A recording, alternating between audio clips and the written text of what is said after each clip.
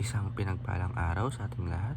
So, ngayong araw is April 30, 2024. So, ngayon is ipagpapatuloy lang natin yung ating nasimulang series ng ating devotion. So, bago natin simulan yung series ng ating devotion, muli muna nating balikan yung nakaraang series natin para dun sa mga bago lang na tagapanood at tagapakinig ng ating devotion.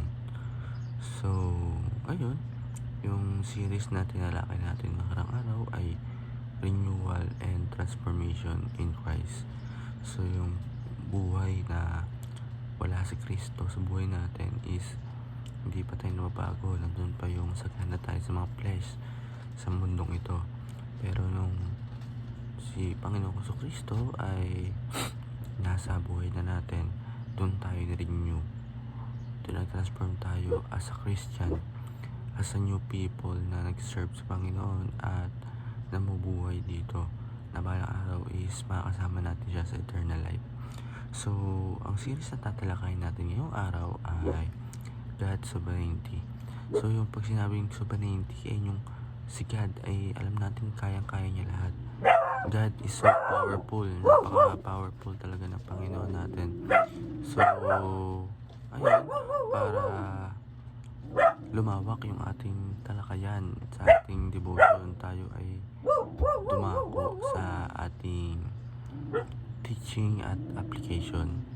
Pero bago pala natin, tayo ay dumako sa ating Bible verse. Ang Bible verse natin ngayon ay Psalm chapter 115 verse 1-3. Ang sabi dito, "Not to us, Lord, not to us, but your name be the glory, because of your love and faithfulness. Why do you nations say where it is God? Our God is heaven. He does whatever please in Him." So, sa Tagalog, Panginoon, hindi kami ang dapat na parangalan, kundi kayo dahil ang inyong pag-ibig at katapatan. Bakit kami kinukutya ng ibang bansa at sinasabi nilang, "Nasaan ang iyong Diyos?" Ang aming Diyos ay nasa langit at ginagawa niya ang kanyang nais. So, para lumako yung ating talakayan, tayo ay dumako na sa ating teaching at application. Ang una sa ating teaching ay God has highest authority. Si Panginoon natin yung merong highest authority para pasundin tayo. Pasundin. Tutusan kung anong dapat gawin, kung ano nga ba yung mga nararapat, ano ba yung tama at mali. So, God does whatever please. So, ano man piniplease natin sa mundo, yung hihiling natin is ginagawa yan ng Panginoon.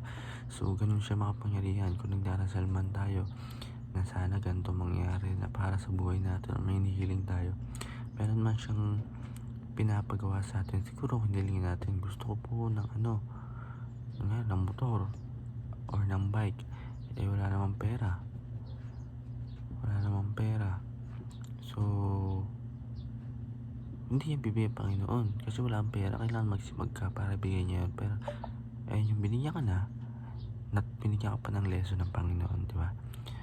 God is both love and faithful. So, ang Panginoon is both tayo mahal at minamahal tayo, at yung faithful talagang di tayo pagsasaksihan ng Panginoon.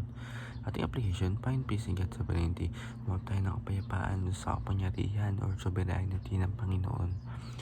Be content with God has allotted for us. Yung maging kontento tayo para doon sa lahat ng binigay o pinagkaloob sa atin ng ating Panginoon. And sa last, trust the God, decide based on His character. Ipagkatawalan natin kung ano man yung maging hatol ng Panginoon para sa katayuan natin, kung ano man ibigay sa atin. So, ayun lang po para sa araw na to. Naway may natutunan tayo sa panood. God bless you all.